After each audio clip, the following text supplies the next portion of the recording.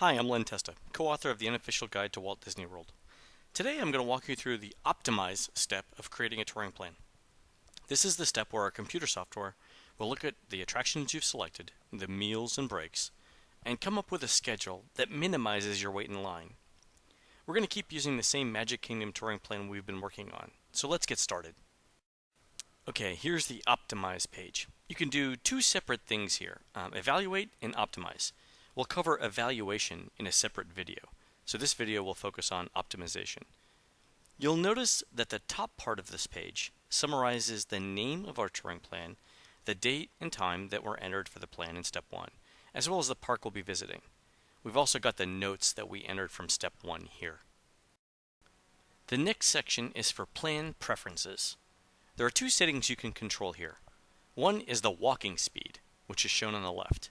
You can choose from one of 4 walking speeds, from very relaxed to fast. Most people choose either average or relaxed. And for your reference, a fast walking speed means that you generally know exactly where you're going, and you're going to walk there like you're in an airport trying to get to your flight that's boarding. It's pretty fast. The average walking speed is good for most people. When we were walking the parks to figure out how to set this average speed, we got average by following around a bunch of families. And no, that wasn't even a little weird. Why do you ask? The other setting that you can control is waiting versus walking. By default, the software thinks that 1 minute of waiting in line is the same as 1 minute of walking. Now we know that some people really hate walking and other people really hate waiting in line. This slider lets you set a preference if you don't like the default. If you set the slider to either end, such as to minimize walking, it'll tell the software that you think 1 minute of walking is twice as bad as 1 minute of waiting in line. So you'll walk less in the parks, but you may end up waiting a little longer in lines. The next section shows the steps in your plan. These have not yet been optimized, so don't focus on the order in which they're shown. The important thing to note here is that you can still edit the attractions, meals, and breaks on the page by clicking the edit buttons here. You can also delete an attraction or any step by clicking the X button. Scrolling down the page, you'll see that you can also add attractions, meals, and breaks on this page as well. In fact, if you want to come back tomorrow and edit your touring plan, we'll take you right to this page, and you can do anything you want from here. For example, suppose I left off an attraction I wanted to see, such as the Haunted Mansion. To include the Haunted Mansion, I'll click the Add Attraction button here, find Haunted Mansion on the list of attractions, and add it to the plan. It's that simple. And you can do the same thing for any meals or breaks you want to add to. Scrolling down even further, you'll see the buttons for optimizing, evaluating, and printing your plan.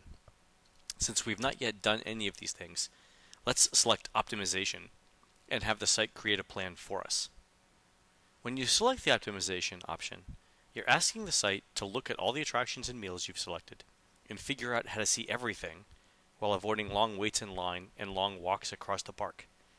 It takes about 30 seconds to a minute to optimize a plan, depending on how many steps there are in the plan, but it'll come back in about a minute.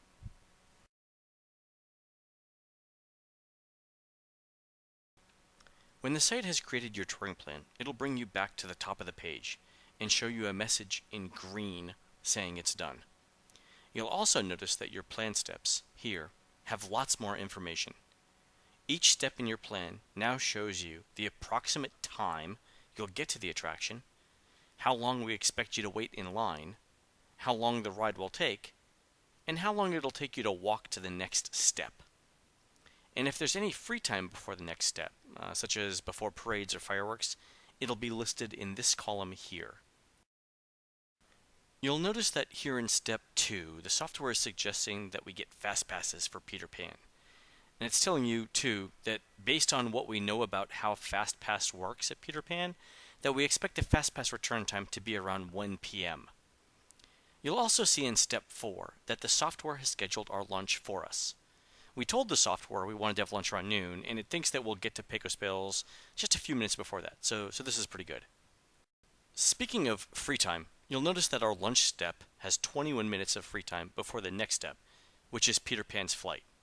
So we got fast passes for Peter Pan in step 2, And the software is telling us that we could actually relax and have a little bit longer of a lunch, because when we're done, we can jump right on Peter Pan by using those fast passes. This is one of the things I really love about the optimization software.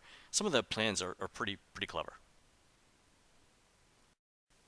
You'll also notice that the plan has more fast passes later on, and it's got our midday break just a little bit before the 2 p.m. start time we asked for. Overall, this looks pretty good. In fact, steps 4 through 16 are all on the left side of the Magic Kingdom, which means that not only are you saving time, but you're not crisscrossing the parks very much either. That cuts down on walking. You can see the rest of the day's steps here. Also note that at the bottom of the page, we've got totals showing you how much time you'll spend in line, how many minutes you'll be on rides, how much free time you've got, and how much walking you're going to do. Those numbers really come in handy when you're going to consider alternative touring plans, or if you start moving things around trying to tweak a plan using the evaluate option. We'll go over the evaluate option in the very next video. Thanks for watching.